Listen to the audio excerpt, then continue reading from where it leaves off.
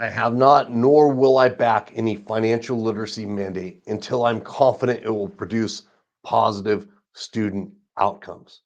Now, my stance is angered some in the industry. Others question why.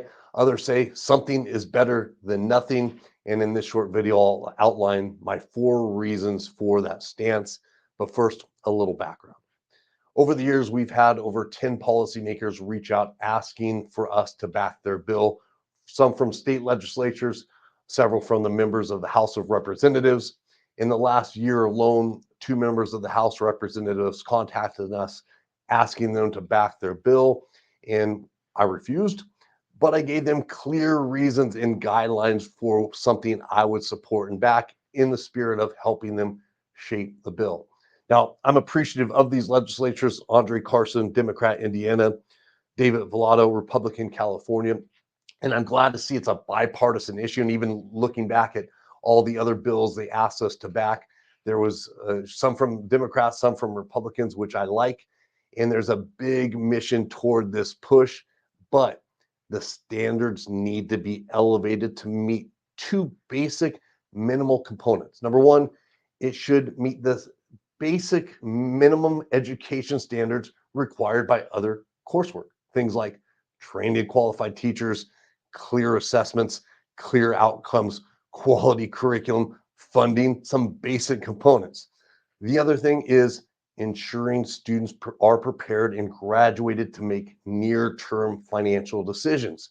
That's a very low barometer to set, and I think this youth is worth investing our time, energy, and effort into passing financial literacy mandates that actually make a real difference in their lives. I've reviewed all current state mandates, and a lot of these bills being proposed, I see major flaws. I see it as a huge fire. If we look at the country, there's 2/3 of the country in either a real challenging financial situation or barely keeping up with their finances. And I see this as a major fire, major problem that they're trying to approach bringing a cup of water to the fire. It will do little, it will do nothing. In fact, it has some very serious consequences that I'll outline here for you. Number one problem I see, and one of the key reasons I won't back any of these bills, is student outcomes, right? The students should be our priority. Their outcomes should be key and kept in the top of mind. To produce good quality student outcomes, we need a few things in place. Trained and qualified instructors. A lot of the instructors that are teaching, I've talked to coaches that have been tapped on the shoulder to teach us. I've talked to economics teachers, math professors. They give no training and they're told to teach this subject. You may think what I'm saying is the exception and not the rule, but it is the rule. Very few teachers get trained. In fact, all states that have financial education mandate don't do enough to train their teachers, not even remotely close. Second, the students can get turned off by getting bad information or just if they're presenting in a boring way. And there's ways to make financial education important. I've seen some schools market a financial responsibility class, right? What high school student wants to be responsible? But if you did it like as a class for how to move out and gain independence, that would immediately attract more interest. In addition, there's not clear objectives for the students. They don't have clear outlines for them. Things like buying a car, moving out on your own, how to pay for school, how to keep out of debt. And we can make everything very reality based. Instead, what I see is a random list of topics. And some of the topics they list are very dangerous to teach high school students that don't have a deep education already. I was reviewing Massachusetts Bill 4199, and one of the required topics every teacher must teach the student is online stock trading. Now, they had a list of about 40 topics they were required to teach in about 50 to 60 hours, so overwhelming amount of material. That's a very dangerous topic to teach, especially on that list when they left out things like debt. They did not have anything about debt or student loan debt, but yet they're going to teach these students online stock trading. So there's some hazards out there when we're mandating these courses, when we don't have the right structure in place, and when we're not focused on student outcomes, nor do we have the measurements in place to track and make sure that it's making a real difference. The second problem I see quite a bit is overconfidence of parents. Now, I'm here in Texas, and I've had conversations with many parents, and they say, "Oh, my kid," when they find out the role I have at the NFEC, they say, "Oh, my kid has a financial education class, right? Are they offering this at school?" I said, "Are they really?" I know financial literacy is an elective; it's not required. The second problem is with that, two-thirds of the class is supposed to be personal finance of one semester. The other one-third is dedicated to economics, so it's not a standalone class. And when I talk to the kids at my gym, a lot of for high school, so I always like to pick their brains. The ones that are in the class, they're learning more economics because my estimate here is that the teachers are comfortable teaching economics. They have the lesson plans. So even though only one-third of the time is supposed to be dedicated toward that, there's a creep into that financial education piece. So again, parent overconfidence is a big one. It's important that parents realize here and now you're responsible for your kids' education. Public schools fail to teach at a level that's going to benefit your kid in any way. In fact, may pose many levels of risk. Third, it's really a band-aid solution with all the mandates I've seen. They're oftentimes a list of random topics, and they're not focused on helping students work toward higher order thinking skill sets and apply what they have learned. So for those of you not in education, there's a few frameworks educators look at. One is called Bloom's taxonomy of higher order thinking. The other one is Webb's depth of knowledge. And basically it says if you have a short class and little rigor, you may get somebody to a area where they can recall and reproduce information. They may be able to pass a quiz in the near term. They may be able to answer questions in the near term, but they'll forget that information very quick. And in fact, there's another common term in education, which is called learning loss. If they're not applying or working toward higher order thinking skill sets, the majority of that information will be lost within a year. Now, if we have time to teach and work them toward higher order thinking skill sets like analysis, creation, and so forth, that information will stay with them, especially when they can apply it. Let me give you a concrete example.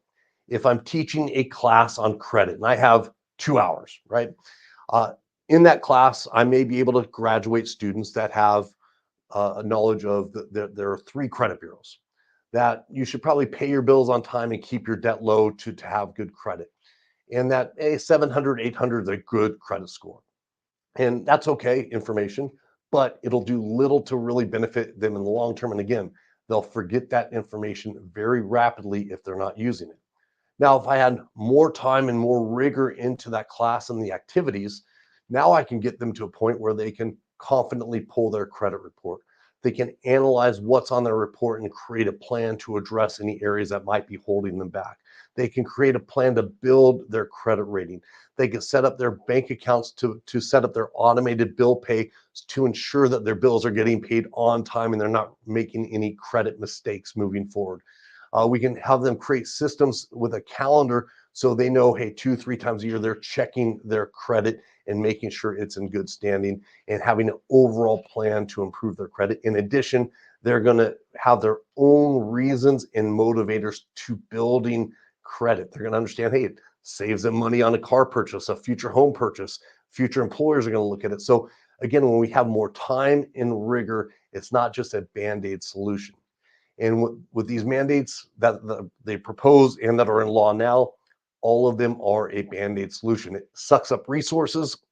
It doesn't emphasize quality programs. So I see a lot of states copying other states. When one state's not doing something right, another state's copying it. So it sets a bad precedence. In addition, there's missed opportunities, right? This is an opportunity we have to really make a difference in the kids' lives, and it's failing. And that leads me to the fourth reason why I won't back any of these mandates until the standards are elevated is it gives financial educators and the financial education industry a bad reputation. When you're putting together random topics, not trained teachers, no learning outcomes, and just scattered, not standalone classes, intermixed with other classes, it sets a very bad precedence. Outcomes aren't proven, and it looks bad on the financial education industry. And the main goal of financial education, everything should be focused on student outcomes, not pre and post test outcomes, but real world application outcomes. Since the students graduated this extensive course, have they avoided credit mistakes? Are they better positioned than their peers that have not gone through that with their debt? Have they made better early financial decisions? There's empirical data we can gather that would help uplift the financial education industry, uplift the students, and really create a world where people are avoiding the early mistakes like I got myself in. I know many of you have gotten yourself in those early mistakes as well. Now, I just didn't come here with problems and complain and so forth. We have developed a solution and it's open source as well. So we welcome people with their insight that want to contribute. But we outlined a framework for policymakers that outlined 12 key things every financial literacy mandate should include. It's based on research and evidence. It's a 40-page plus report that outlines these details. We make that available.